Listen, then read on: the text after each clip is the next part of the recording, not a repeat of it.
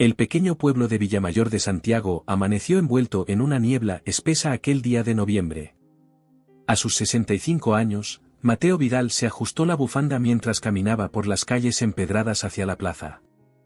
El frío le calaba los huesos, pero no tanto como el peso de la carta que llevaba en el bolsillo interior de su abrigo. Había llegado el día anterior, con un remite de Madrid que hizo que sus manos temblaran al reconocer la caligrafía. Isabel, su hija, le escribía después de 15 años de silencio. 15 años desde aquella discusión que partió a la familia como un rayo parte un olivo centenario. Papá, Diego ha fallecido. El funeral es el martes. Los niños preguntan por su abuelo. Solo eso. Ni un te echo de menos, ni un perdóname. Tampoco lo esperaba. Isabel había heredado su orgullo, esa terquedad castellana que tanto admiraba y temía su difunta esposa, Carmen. Mateo se detuvo frente a la cafetería Los Arcos. Por la ventana empañada, vio a Tomás, su amigo de toda la vida, ocupando la mesa de siempre. Entró sacudiéndose el frío. ¿Te has decidido?, preguntó Tomás sin levantar la vista del periódico. Mateo se sentó pesadamente. ¿Cómo sabes que tengo que decidir algo? Te conozco desde que íbamos juntos a la escuela del padre Mendoza. Cuando frunces el ceño así, es que cargas con algo. El camarero les trajo 2 cafés sin que los pidieran. La rutina de años. Isabel me ha escrito. Mateo sacó la carta arrugada. Diego ha muerto. Tomás dejó el periódico. Diego había sido el yerno de Mateo, un hombre de Madrid con ideas modernas, que se había llevado a Isabel del pueblo. O eso era lo que Mateo siempre decía. Lo siento mucho, dijo Tomás. ¿Irás al funeral? Mateo pasó los dedos por el borde de la taza. No sé si debería. ¿Por qué no? Era el marido de tu hija. Un hombre que me robó a mi hija. Que la convenció de vender las tierras de su abuelo para montar ese negocio que fracasó. Tomás suspiró.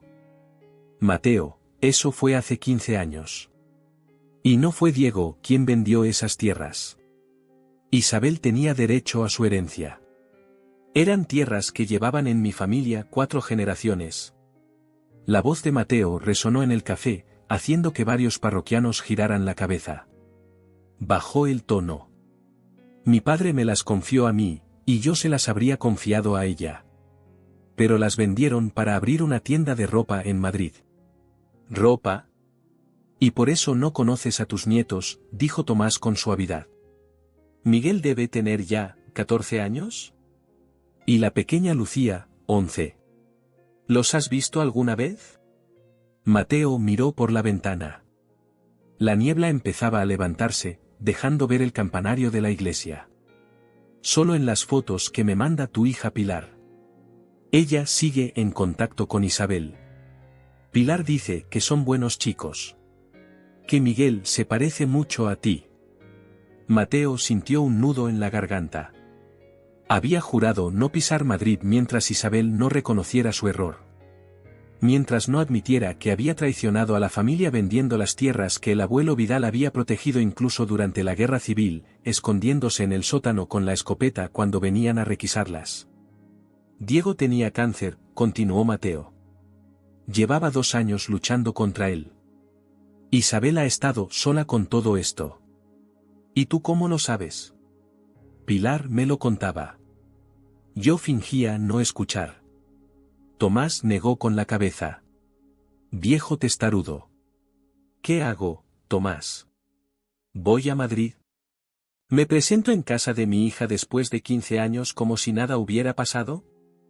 No como si nada hubiera pasado. Pero sí como un padre que, a pesar de todo, sigue siendo padre. Mateo miró la hora.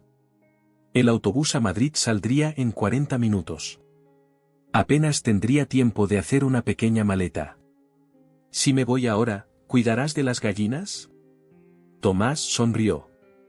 Ve a reconciliarte con tu hija, Mateo. Las gallinas estarán bien. Esa tarde, sentado junto a la ventanilla del autobús que serpenteaba por la carretera hacia Madrid, Mateo contemplaba el paisaje manchego. Campos de olivos y viñedos desnudos por el invierno. Como él se sentía, desnudo, vulnerable, camino a un reencuentro que podría renovarlo todo o terminar de romperlo. En su bolsillo, además de la carta de Isabel, llevaba una fotografía amarillenta, Isabel de pequeña, subida a un olivo de las tierras familiares, sonriendo sin un diente. A su lado, un joven Mateo miraba a la cámara con orgullo. Carmen había tomado esa foto un verano, antes de que la enfermedad se la llevara. «Voy a conocer a mis nietos», Carmen susurró a la ventanilla. «Espero que no sea demasiado tarde». Madrid apareció en el horizonte como una mancha gris contra el cielo del atardecer.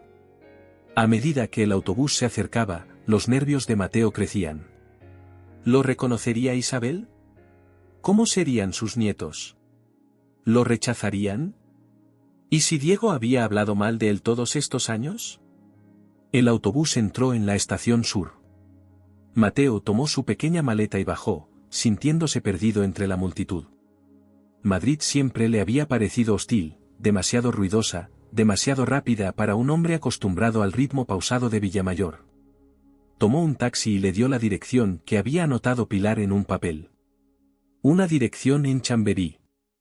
El taxista, un hombre jovial, intentó entablar conversación, pero Mateo apenas respondía con monosílabos. Su mente estaba ya en aquella puerta que pronto tendría que cruzar, en aquel umbral que separaba 15 años de silencio de un futuro incierto. Cuando el taxi se detuvo, Mateo pagó y se quedó un momento en la acera, contemplando el edificio. Un bloque de 5 plantas, con balcones de hierro forjado. Según la nota de Pilar, Isabel vivía en el tercero derecha. Respiró hondo y entró. El ascensor era antiguo, con una puerta de rejilla que Mateo tuvo que cerrar manualmente. Subió lentamente, con un traqueteo que parecía acompasar los latidos de su corazón. Al llegar al tercer piso, se detuvo frente a la puerta derecha. El apellido, Sanz Vidal, brillaba en una pequeña placa de latón. Levantó la mano para llamar, pero se quedó paralizado. ¿Qué diría? ¿Cómo la miraría a los ojos?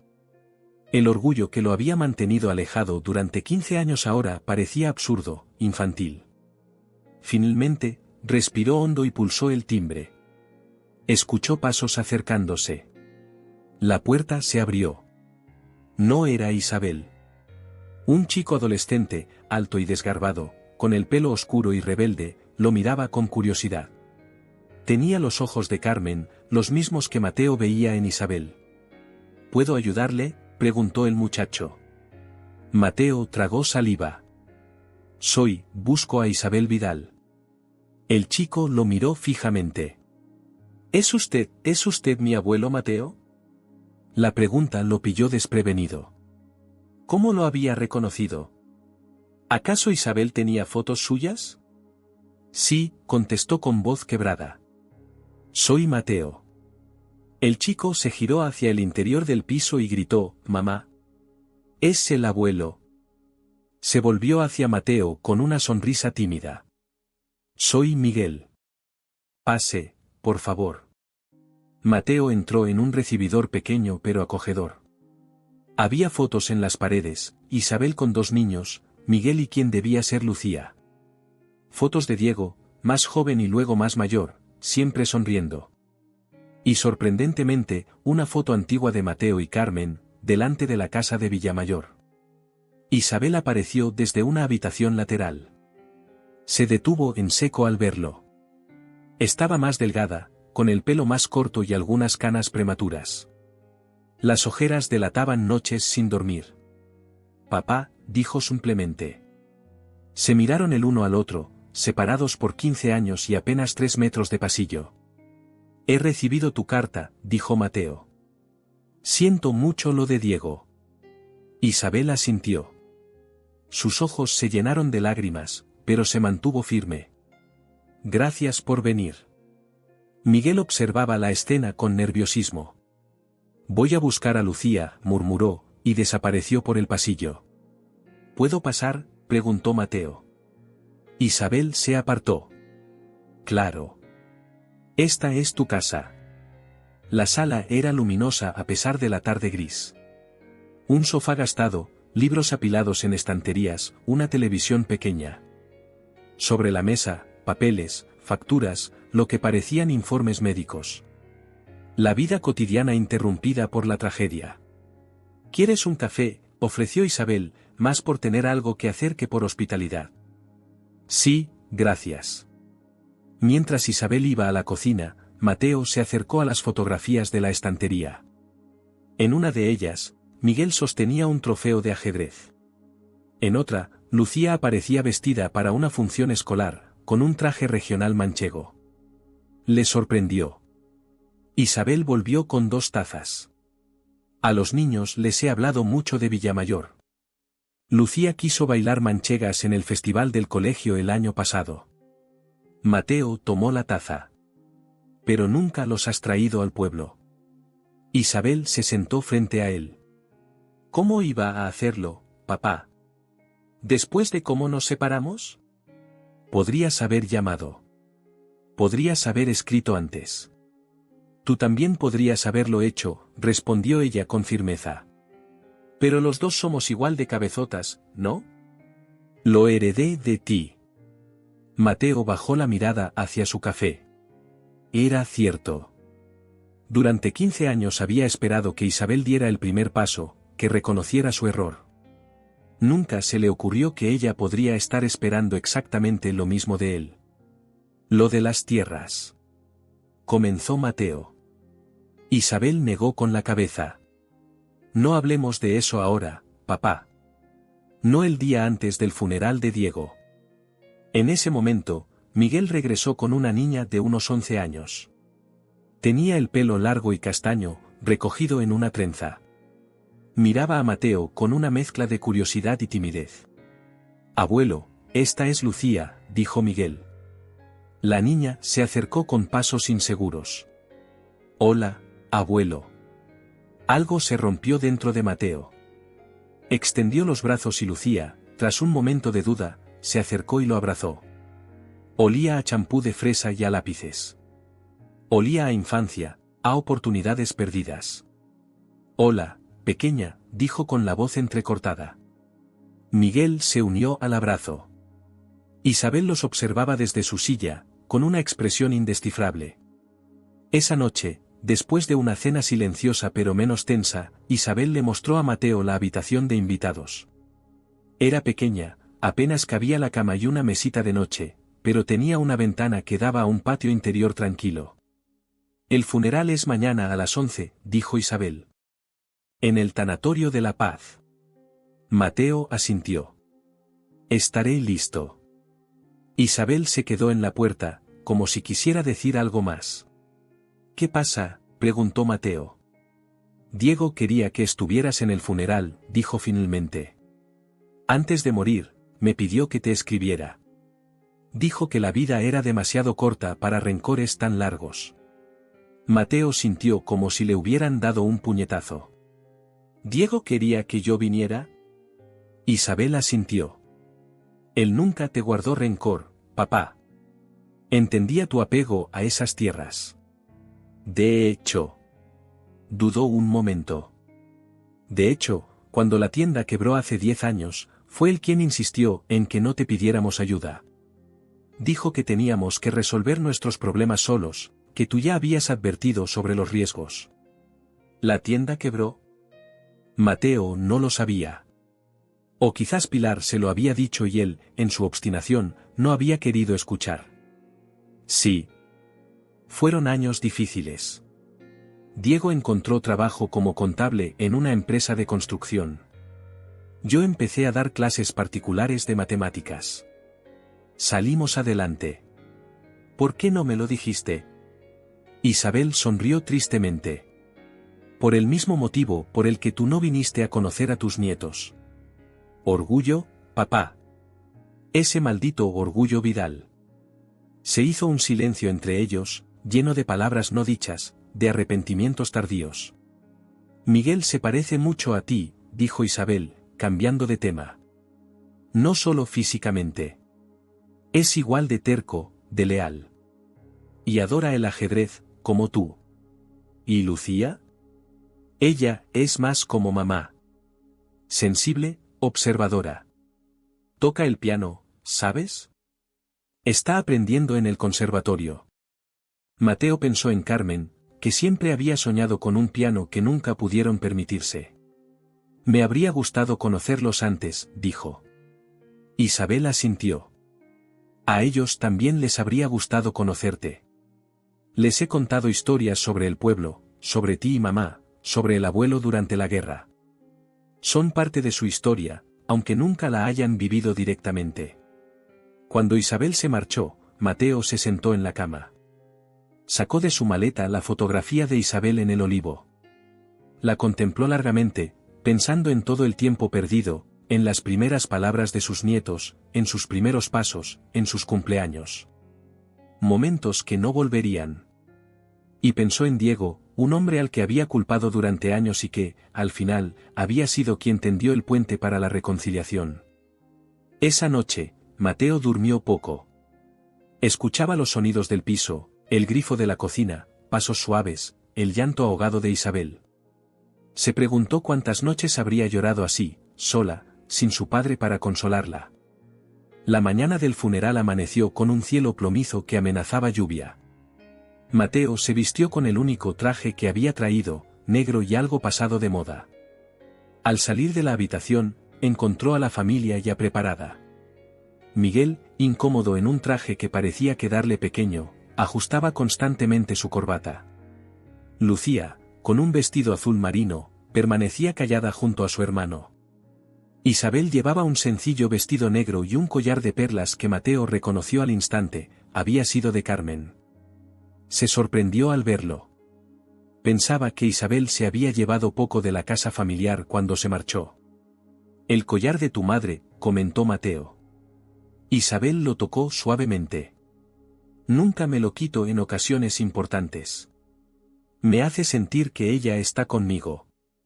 El taxi los llevó al tanatorio en silencio. Mateo observaba por la ventanilla esta ciudad que nunca había llegado a comprender. Ahora se fijaba en detalles que antes pasaban desapercibidos, un parque donde los niños jugaban, ancianos en bancos tomando el sol débil de noviembre, gente apurada camino al trabajo. En el tanatorio les esperaba un pequeño grupo de personas. Amigos de Diego, compañeros de trabajo, algunos padres del colegio de los niños. Mateo se mantuvo algo apartado, sintiéndose fuera de lugar. Este era un mundo que no conocía, personas que habían sido importantes en la vida de su hija mientras él permanecía aferrado a su rencor en Villamayor. Un hombre mayor se acercó a él mientras Isabel recibía el pésame. Usted debe ser el padre de Isabel, dijo, tendiéndole la mano. Soy Ernesto Sanz, el padre de Diego. Mateo estrechó aquella mano con cierta vergüenza. Mateo Vidal. Siento mucho su pérdida. Ernesto asintió con tristeza. Diego hablaba mucho de usted, ¿sabe? Siempre dijo que le habría gustado que las cosas fueran diferentes. A mí también, respondió Mateo, sorprendido. No sabía que Diego hablaba de mí. Oh, sí. Decía que usted era un hombre de principios. Que entendía perfectamente por qué se había enfadado tanto con la venta de las tierras. Mateo bajó la mirada. Esas tierras significaban mucho para mí. Mi abuelo las protegió durante la guerra, mi padre las trabajó toda su vida. Diego lo comprendía. Por eso, cuando la tienda quebró, quiso volver a comprarlas. Mateo levantó la vista, atónito. ¿Qué? Ernesto miró hacia la sala donde estaba el féretro de su hijo. Hace unos 8 años, Diego empezó a ahorrar. Cada mes apartaba algo, con la esperanza de poder recomprar al menos una parte de esas tierras algún día. Quería que Miguel y Lucía tuvieran esa conexión con sus raíces. Mateo sintió que le faltaba el aire. Todo este tiempo, mientras él se aferraba a su rencor, Diego había estado intentando remediar aquello que los había separado. No lo sabía, murmuró. Isabel tampoco lo sabe, dijo Ernesto. Era una sorpresa que Diego quería darle cuando tuviera suficiente ahorrado. Por desgracia, la enfermedad llegó antes. La ceremonia fue sobria y emotiva. Un compañero de trabajo habló de la integridad de Diego, un amigo recordó su sentido del humor. Miguel, con voz temblorosa, leyó un poema que había escrito para su padre. Mateo observaba a su nieto con orgullo y dolor a partes iguales. Cuando le ofrecieron a Mateo decir unas palabras, no supo qué hacer. No había conocido realmente a Diego, no podía hablar de experiencias compartidas o recuerdos. Pero se levantó igualmente. No conocí a Diego como debería haberlo hecho, comenzó, con voz insegura. Ese es uno de los grandes errores de mi vida. Pero hoy he descubierto que él era mejor persona de lo que yo jamás imaginé. Un hombre que amaba a mi hija y a mis nietos lo suficiente como para respetar incluso mi ausencia. Miró a Isabel, que lo observaba con ojos brillantes por las lágrimas. El verdadero valor de una persona se mide por cómo trata a quienes le han hecho daño. Y hoy sé que Diego Sanz era un hombre de gran valor. Más de lo que yo he sido. Después de la ceremonia, en el cementerio, la lluvia finalmente comenzó a caer. Bajo paraguas negros, la familia y amigos se despidieron de Diego. Mateo permaneció cerca de Isabel, sin atreverse a tocarla pero queriendo que supiera que estaba allí. De regreso al apartamento, el silencio pesaba más que nunca. Los niños se retiraron a sus habitaciones. Isabel se sentó en el sofá, exhausta física y emocionalmente. Gracias por tus palabras, dijo finalmente. No tenías por qué hacerlo. Mateo se sentó a su lado. Era lo mínimo que podía hacer. ¿Qué te dijo el padre de Diego? Os vi hablando. Mateo dudó. No sabía si debía contarle sobre el plan de Diego para recomprar las tierras. ¿Le traería consuelo o más dolor? Me habló de lo buen hombre que era Diego, respondió finalmente. De lo mucho que os quería. Isabel sonrió con tristeza. Siempre nos puso por delante de todo. Incluso cuando la tienda quebró y perdimos casi todo, nunca se derrumbó. Siempre decía que mientras estuviéramos juntos, podríamos con cualquier cosa. Siento no haber estado ahí para vosotros en esos momentos difíciles. Isabel lo miró directamente. ¿Por qué nunca llamaste, papá? ¿Tan imperdonable fue lo que hicimos? Mateo sintió el peso de los años, de las decisiones equivocadas. Al principio fue el enfado. Esas tierras no eran solo tierra, Isabel. Eran la historia de nuestra familia, eran mi conexión con mi padre, con mi abuelo. Lo sé, papá. Pero para nosotros, en aquel momento, eran la oportunidad de empezar algo nuevo. Éramos jóvenes, teníamos sueños. Y después fue el orgullo, continuó Mateo. Cuanto más tiempo pasaba, más difícil era dar marcha atrás. Pensaba que debías ser tú quien diera el primer paso. Yo pensaba lo mismo, confesó Isabel. Y luego vinieron los niños, y la quiebra de la tienda, y los trabajos precarios. La vida se complicó tanto que el conflicto inicial parecía cada vez más lejano, pero la distancia entre nosotros seguía creciendo. Mateo tomó la mano de su hija. Estaba fría. Ernesto me ha contado algo sobre Diego, dijo finalmente. Algo que creo que deberías saber.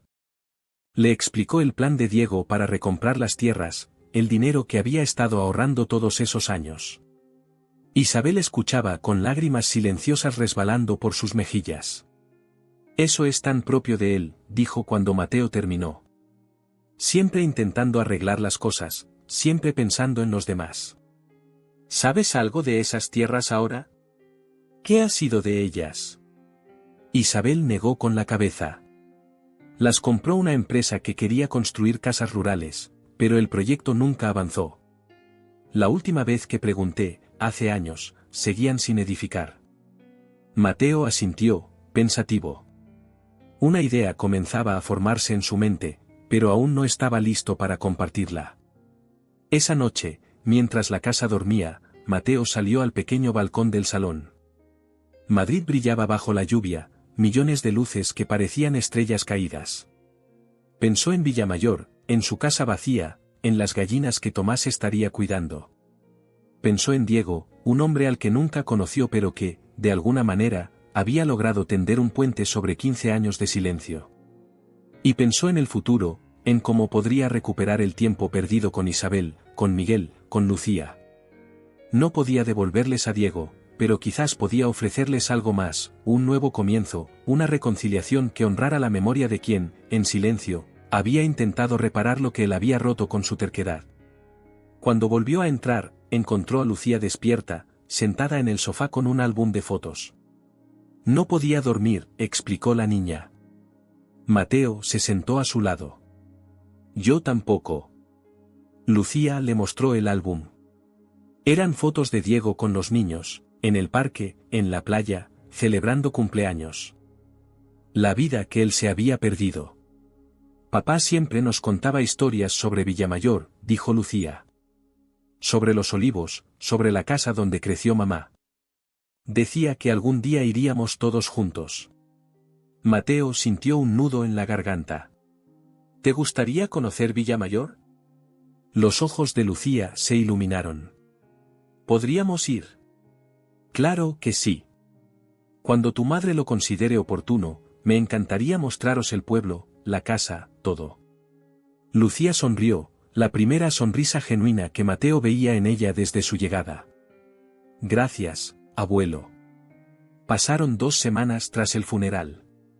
Mateo había extendido su estancia en Madrid más de lo previsto, ocupando aquella pequeña habitación que ahora olía a su colonia de siempre.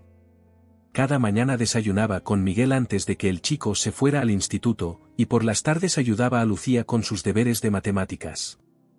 Pequeños gestos cotidianos que iban tejiendo, hilo a hilo, una relación nueva. Isabel había vuelto a sus clases particulares. Enseñaba matemáticas a niños con dificultades, en la mesa del comedor. Mateo a veces la observaba desde la cocina, admirando su paciencia, reconociendo en ella la misma vocación que Carmen había tenido como maestra en el pueblo. Una tarde, mientras Isabel despedía a su último alumno del día, Mateo se atrevió a plantear algo que llevaba días rondando su cabeza. Isabel había pensado que quizás os vendría bien a todos un cambio de aires. Su hija lo miró con curiosidad mientras recogía los libros y cuadernos. ¿A qué te refieres? Podrías venir unos días a Villamayor con los niños.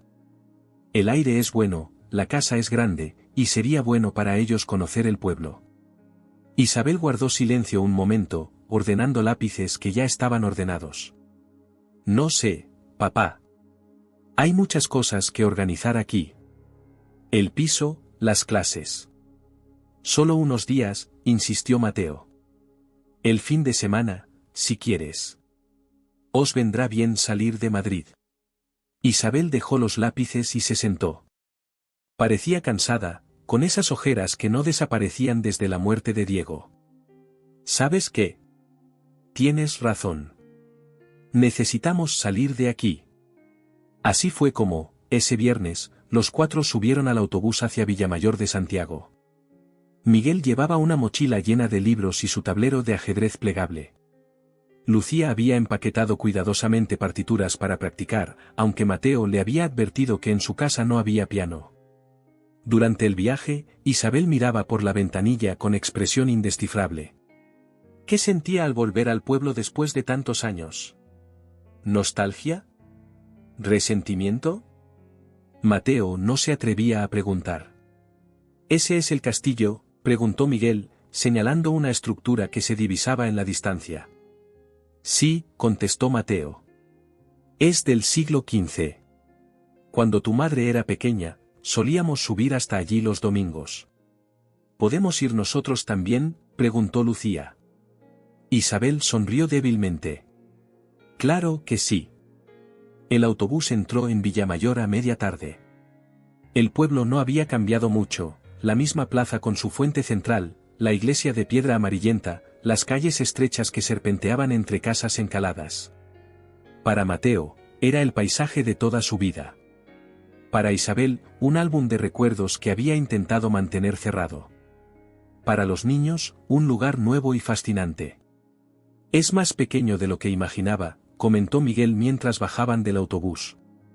Pero más bonito, añadió Lucía, mirando las macetas de geranios que decoraban los balcones. Caminaron hasta la casa de Mateo, en una calle cercana a la plaza. Era una construcción tradicional manchega, 2 plantas, paredes gruesas, un pequeño patio interior con un pozo. Mateo abrió la puerta con cierta ceremonia. Era la primera vez que Isabel volvía a pisar aquella casa desde que se marchó a Madrid 15 años atrás. Huele igual, dijo ella en voz baja. Mateo entendió. A lavanda, a madera vieja, a libros. Carmen siempre había mantenido ramilletes de lavanda seca en los armarios, una costumbre que él había continuado casi sin darse cuenta. Los niños recorrieron la casa con curiosidad, descubriendo habitaciones que parecían salidas de otra época. La cocina con su gran mesa de madera, la sala con la chimenea que Mateo ya había encendido previamente, la habitación que había sido de Isabel, ahora convertida en una especie de almacén de recuerdos. ¿Esta era tu habitación, mamá?, preguntó Lucía, entrando en aquel cuarto lleno de cajas y muebles cubiertos con sábanas. Isabel asintió. Sí. Aquí dormía cuando tenía tu edad. Podemos acondicionar este cuarto para vosotros, dijo Mateo. O podéis usar la habitación de invitados, como prefiráis. La de invitados estará bien, respondió Isabel. No hace falta mover nada aquí. Aquella noche, después de una cena sencilla preparada por Mateo, se sentaron junto a la chimenea. El frío de noviembre se colaba por las rendijas, pero el fuego mantenía la sala cálida y acogedora. ¿Cómo es que nunca te casaste de nuevo, abuelo?, preguntó Miguel de repente. Miguel, le regañó Isabel. No pasa nada, dijo Mateo. Es una pregunta normal. Miró a su nieto. Supongo que nunca encontré a nadie que pudiera ocupar el lugar de tu abuela Carmen. Ella era especial. Como papá para mamá, dijo Lucía en voz baja. Un silencio cayó sobre la sala. El crepitar del fuego parecía amplificarse. Exactamente, asintió Mateo. Algunas personas dejan una huella tan profunda que es imposible borrarla. Isabel se levantó de repente. Voy a acostar a los niños. Mañana será un día largo. Una vez que los niños estaban en la cama y la casa en silencio, Mateo encontró a Isabel sentada en la escalera del patio, mirando el cielo estrellado. Se sentó a su lado, ofreciéndole una manta que ella aceptó con un gesto de agradecimiento. Recuerdo cuando me sentaba aquí de pequeña, dijo Isabel.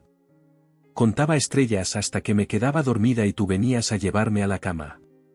Tenías una teoría sobre las estrellas, recordó Mateo. Decías que eran agujeros en el cielo por donde se colaba la luz del otro mundo. Isabel sonrió. Me pregunto si Diego está ahí, mirando por uno de esos agujeros. Mateo le pasó un brazo por los hombros. Era el primer contacto físico real que tenían en 15 años. Estoy seguro de que sí, dijo. Y tu madre también. Isabel apoyó la cabeza en el hombro de su padre. Mañana, ¿podríamos ir a ver las tierras? Las que vendimos. Me gustaría mostrarles a los niños dónde creció su abuelo. Mateo se tensó ligeramente. ¿Estás segura? Sí. Creo que es hora de cerrar ese capítulo de verdad. Al día siguiente, después de desayunar, los 4 se dirigieron hacia las afueras del pueblo. Mateo había pedido prestado el coche de Tomás, un viejo Seat que protestaba en cada curva pero los llevó fielmente por el camino de tierra que conducía a las antiguas tierras de los Vidal. Las parcelas seguían allí, obviamente, 3 hectáreas de tierra roja y fértil, con algunos olivos centenarios dispersos. Tal como Isabel había dicho, no se había construido nada. La empresa que compró los terrenos había quebrado antes de poder iniciar su proyecto de casas rurales. Este olivo de aquí, dijo Mateo, señalando un árbol particularmente grueso y retorcido, tiene más de 300 años. Mi abuelo decía que ya era viejo cuando él era niño. Miguel se acercó al árbol, pasando la mano por su corteza rugosa. Es increíble que algo pueda vivir tanto tiempo. Los olivos son así, explicó Mateo. Resisten sequías, tormentas, incluso incendios. Pueden parecer muertos, de repente, rebrotar con más fuerza. Como las familias, murmuró Isabel. Mateo la miró. Su hija contemplaba el paisaje con una expresión que mezclaba melancolía y algo más, esperanza, quizás. ¿Sabes? He estado pensando, dijo Mateo. Estas tierras están abandonadas. La empresa que las compró quebró y ahora pertenecen al banco. Podríamos intentar recuperarlas. Isabel lo miró sorprendida. ¿Cómo? No tenemos ese dinero, papá. Yo tengo algunos ahorros. No es mucho, pero podría ser suficiente para dar una entrada. Y con el dinero que Diego había estado guardando. Se detuvo, temiendo haber ido demasiado lejos. Isabel permaneció en silencio, procesando la idea. Los niños habían ido a explorar entre los olivos, ajenos a la conversación. ¿Harías eso?, preguntó finalmente. ¿Después de todo lo que pasó? Por eso mismo, respondió Mateo. Para honrar lo que Diego quería hacer. Para que estos olivos vuelvan a ser de la familia. Para Miguel y Lucía. Isabel miró hacia donde sus hijos correteaban entre los árboles, sus risas llevadas por el viento. Quizás sea posible, dijo finalmente. Quizás sea lo que necesitamos todos. El domingo por la mañana, mientras Isabel llevaba a los niños a la misa en la iglesia del pueblo, una tradición que, sorprendentemente, ella había querido retomar, Mateo decidió ordenar algunos papeles en su despacho. Era un cuarto pequeño, atestado de documentos, facturas y recuerdos que había ido acumulando a lo largo de los años. Buscaba los papeles de la antigua escritura de las tierras. Si iban a intentar recuperarlas, necesitarían toda la documentación posible. Removiendo cajas polvorientas, encontró una que no abría desde hacía más de una década. Dentro había cartas, fotografías y un sobre grande que contenía el testamento de Carmen. Se detuvo, con el sobre en la mano. Recordaba vagamente el contenido del testamento. Carmen había dejado todo a partes iguales entre él e Isabel. Pero nunca había revisado los documentos adjuntos. Abrió el sobre, y entre los papeles legales, encontró una carta manuscrita que nunca había visto antes. La caligrafía elegante de Carmen era inconfundible. Mi querido Mateo, comenzaba. Si estás leyendo esto, significa que ya no estoy contigo y que has tenido que lidiar con estos papeles legales. Perdóname por añadir una carga más, pero hay algo que debes saber. Mateo se sentó, sintiendo que las piernas le fallaban. Las tierras que tu padre te dejó, y que tú valoras tanto, tienen una historia que nunca te conté. Durante la guerra, cuando tu abuelo las protegía con tanto ahínco, no lo hacía solo por orgullo o por patrimonio. Lo hacía porque bajo el olivo más antiguo, ese que él llamaba, el patriarca, enterró una caja con documentos importantes y algunas joyas familiares. Era todo lo que quedaba de la fortuna de su padre, escondido para evitar requisamientos. Tu abuelo murió sin poder recuperarlo, pues temía que aún no fuera seguro, y tu padre nunca supo de su existencia. Mateo dejó de leer un momento, aturdido. ¿Un tesoro familiar oculto bajo el viejo olivo? Sonaba a leyenda, a cuento para niños. Pero Carmen nunca había sido dada a fantasías. Lo sé porque tu abuela me lo confesó en su lecho de muerte, continuaba la carta. Me hizo prometer que te lo contaría cuando fuera el momento adecuado. Pero la enfermedad me llegó antes de lo que esperaba, y nunca encontré ese momento. Temo que, si te lo cuento ahora, te obsesiones con ello y vivas atado a un pasado que ya no puede cambiarse. Así que te dejo esta carta, esperando que cuando la leas hayas encontrado ya la paz con tu historia. El sonido de la puerta principal abriéndose sacó a Mateo de su ensimismamiento. Guardó rápidamente la carta en su bolsillo. No estaba listo para compartir esto con Isabel. No todavía. Papá. ¿Dónde estás? La voz de Isabel resonó desde el recibidor. En el despacho, respondió, intentando que su voz sonara normal. Isabel apareció en la puerta, con Miguel y Lucía tras ella. Los tres parecían contentos, relajados. El pueblo les estaba sentando bien. Hemos visto a Tomás después de misa, dijo Isabel. Nos ha invitado a comer a su casa. Dice que su mujer, Pilar, ha preparado un cocido que no podemos perdernos. Claro, vamos, asintió Mateo, aún distraído por el descubrimiento. La casa de Tomás y Pilar era cálida y acogedora. Pilar, una mujer enérgica que había sido amiga de Carmen desde la infancia, abrazó a Isabel con lágrimas en los ojos. «Mírate. Estás igual que tu madre», dijo, sosteniendo el rostro de Isabel entre sus manos. Luego se volvió hacia los niños. «Y vosotros debéis ser Miguel y Lucía. Vuestro abuelo no para de hablar de vosotros desde que llegó». El cocido manchego de Pilar era, efectivamente, excepcional.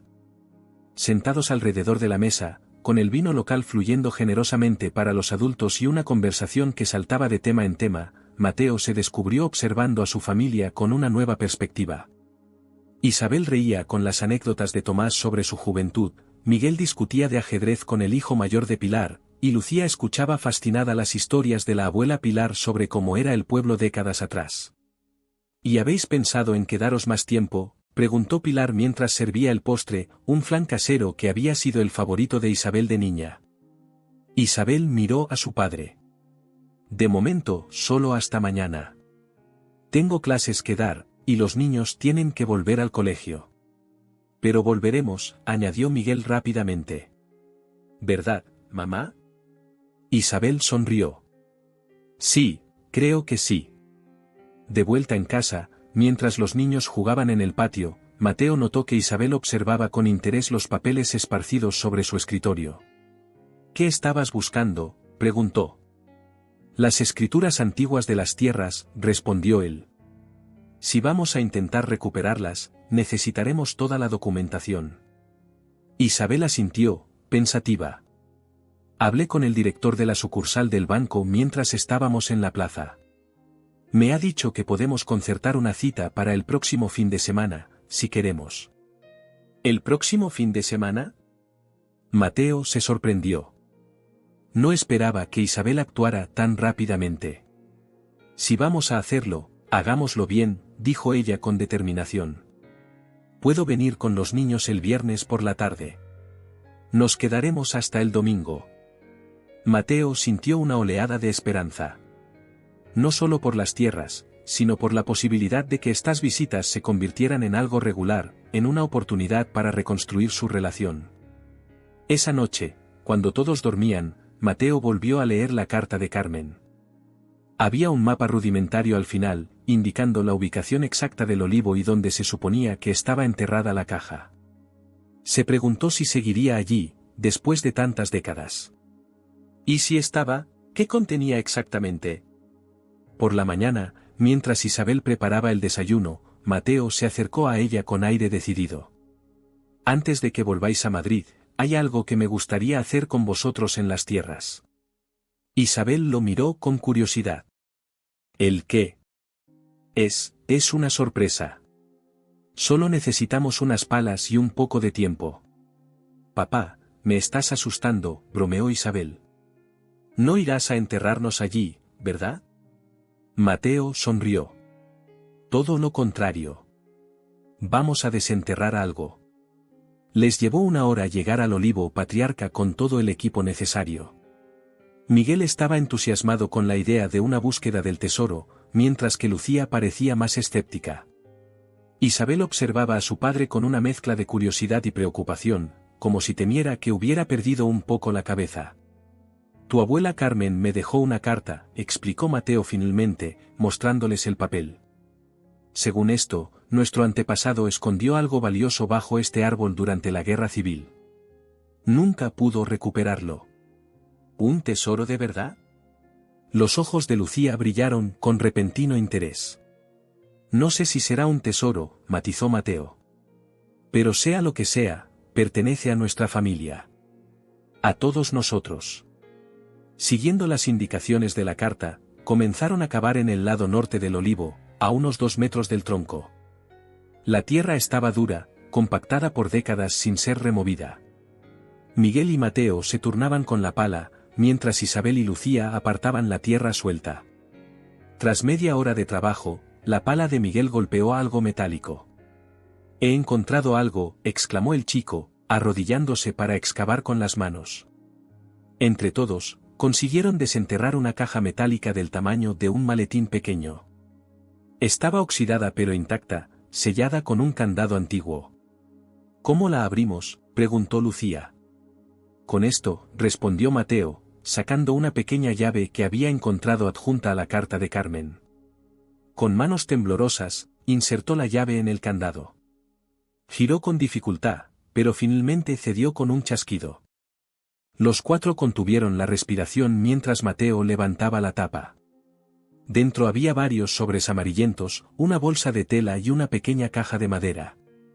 Mateo abrió primero la bolsa. Contenía varias monedas de oro y algunas joyas antiguas. No era una fortuna, pero sí tenía valor, tanto económico como sentimental. «Esto es increíble», murmuró Isabel. La caja de madera contenía fotografías muy antiguas y un reloj de bolsillo de plata con las iniciales RV grabadas, Rodrigo Vidal, el bisabuelo de Mateo.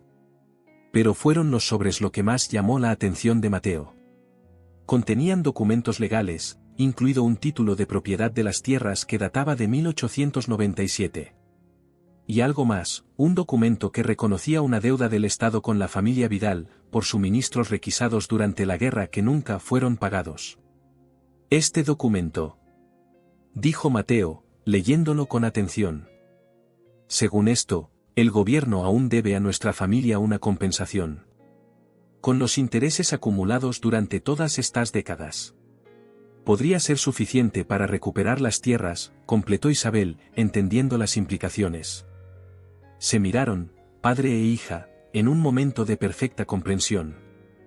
El círculo comenzaba a cerrarse. El conflicto que los había separado ahora ofrecía una oportunidad para reunirlos. El verano llegó a Villamayor con su calor implacable. Los campos se tornaron dorados, el cielo se volvió de un azul casi doloroso, y las cigarras cantaban sin descanso desde el amanecer hasta el crepúsculo.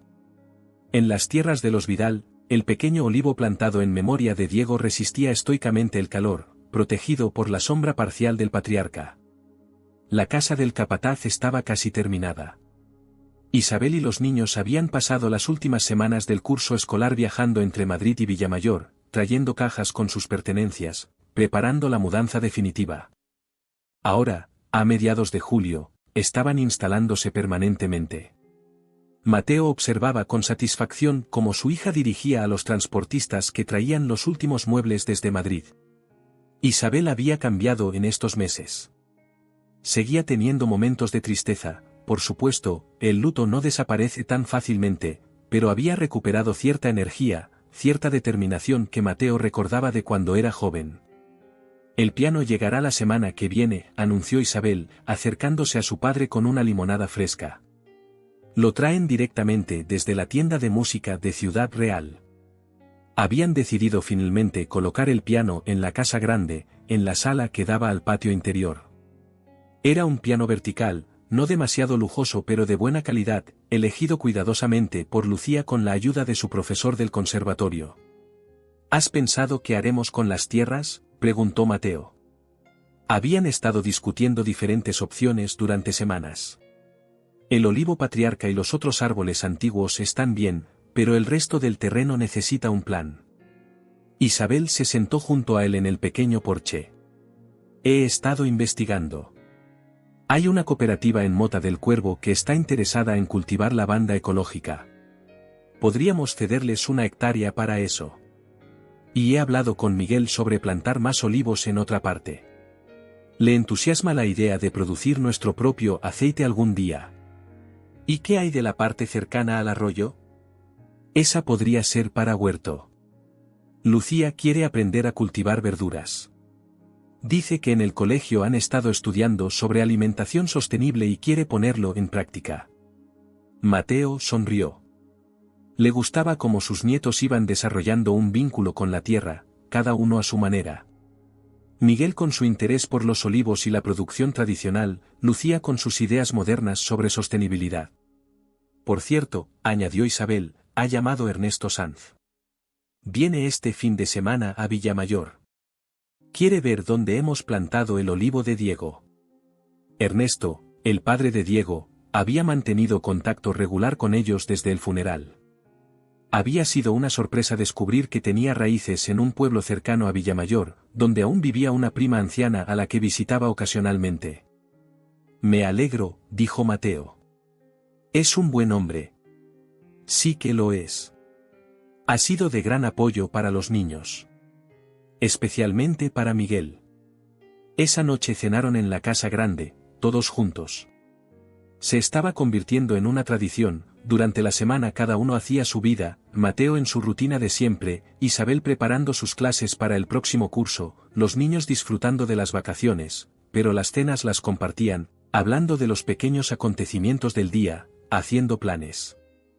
He visto que el ayuntamiento busca voluntarios para la biblioteca municipal, comentó Miguel mientras servía agua en los vasos. Pensaba apuntarme. Solo serían 2 tardes a la semana. Es una buena idea, aprobó Isabel. Te vendría bien tener una actividad fija. ¿Y tú, Lucía? ¿Has pensado en alguna actividad para el verano? La niña asintió entusiasmada. Pilar me ha dicho que me enseñará a hacer queso. Y hay un taller de cerámica en el Centro Cultural en agosto.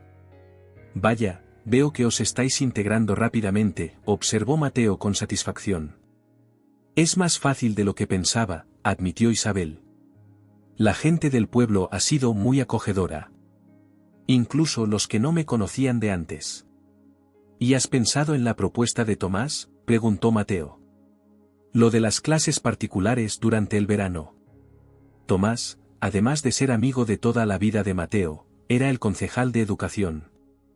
Había sugerido a Isabel que diera clases de refuerzo durante el verano a los niños del pueblo que tenían dificultades con las matemáticas. Voy a aceptar, respondió ella. Empezaré la semana que viene. Usaré el aula del centro social, al lado de la biblioteca. Mateo observaba a su familia con una mezcla de orgullo y nostalgia. Hacía apenas 8 meses, estaba solo en esta casa, aferrándose a rencores antiguos, viviendo de recuerdos. Ahora la casa volvía a estar llena de vida, de planes, de futuro. ¿Sabes?, dijo, dirigiéndose a Isabel. Tu madre estaría encantada de ver esto. Siempre dijo que la casa estaba hecha para criar niños. Isabel sonrió con tristeza. La echo de menos. Me habría gustado que conociera a Miguel y Lucía. Los conoce, afirmó Mateo con convicción. De alguna manera, los conoce. El sábado, Ernesto Sanz llegó a Villamayor en su coche, un Volkswagen gris metalizado. Tenía aspecto cansado pero sonrió ampliamente al ver a los niños correr hacia él. Abuelo Ernesto, exclamó Lucía, abrazándolo. A Mateo no dejaba de sorprenderle la naturalidad con que sus nietos se relacionaban con el padre de Diego. No había rivalidad entre los abuelos, solo un entendimiento tácito de que ambos tenían un papel importante en la vida de los chicos. He traído algo, anunció Ernesto, sacando una caja del maletero. Son fotos y documentos de la familia de Diego. Pensé que os gustaría tenerlos aquí. La caja contenía álbumes de fotos, documentos antiguos, incluso un árbol genealógico de la familia Sanz que algún pariente aficionado a la heráldica había confeccionado años atrás. Esto es maravilloso, dijo Isabel, pasando las páginas de un álbum donde aparecía Diego de niño. Los chicos podrán conocer mejor su historia familiar. Esa era la idea, asintió Ernesto. Las raíces son importantes. Diego siempre lo decía.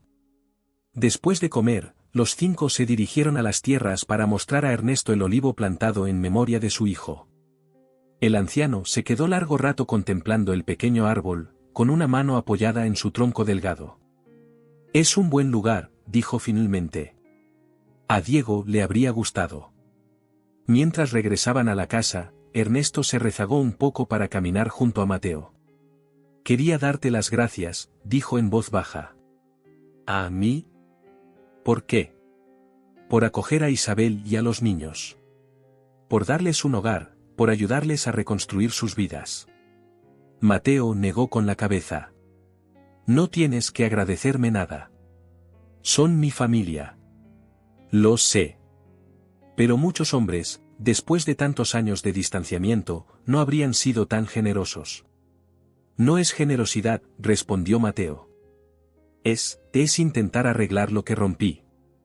Ernesto le puso una mano en el hombro. Diego estaría contento de ver esto. Siempre dijo que, en el fondo, erais más parecidos de lo que creíais.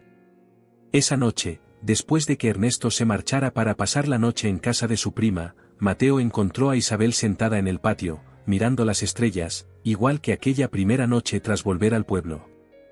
¿Te molesta si me siento?, preguntó. Claro que no. Se quedaron en silencio un rato, disfrutando de la paz de la noche, del aroma de jazmín que trepaba por la pared del patio. Papá, dijo Isabel finalmente. Hay algo que he querido preguntarte desde hace tiempo. ¿Por qué decidiste ayudarnos a recuperar las tierras? Después de todo lo que pasó. Mateo pensó un momento antes de responder. Porque entendí que las tierras no eran lo importante. Lo importante es la familia que las trabaja, las personas que las cuidan, que las hacen suyas. Diego lo entendió antes que yo. Él quería recuperarlas no por orgullo, sino por vosotros, por los niños. A veces pienso en cómo habría sido todo si nos hubiéramos reconciliado antes, murmuró Isabel. Si Diego y tú hubierais llegado a conoceros de verdad. Yo también lo pienso. Pero no podemos cambiar el pasado, solo aprender de él. Mateo tomó la mano de su hija. Lo que importa es que estamos aquí ahora. Que los niños están echando raíces en esta tierra. Que estamos construyendo algo juntos, algo que durará. Isabel apoyó la cabeza en el hombro de su padre. Gracias, papá. Por todo. No, hija. Gracias a ti por darme una segunda oportunidad. Arriba, las estrellas brillaban en el cielo oscuro de la Mancha, esos agujeros de luz que Isabel imaginaba de niña. Mateo pensó en Carmen, en Diego, en todos los que ya no estaban pero seguían formando parte de su historia. Y pensó en el futuro, en los olivos que crecerían, en el piano que pronto llenaría la casa de música, en los nietos que estaban haciendo suyo este lugar. Las raíces, pensó, no solo nos atan al pasado.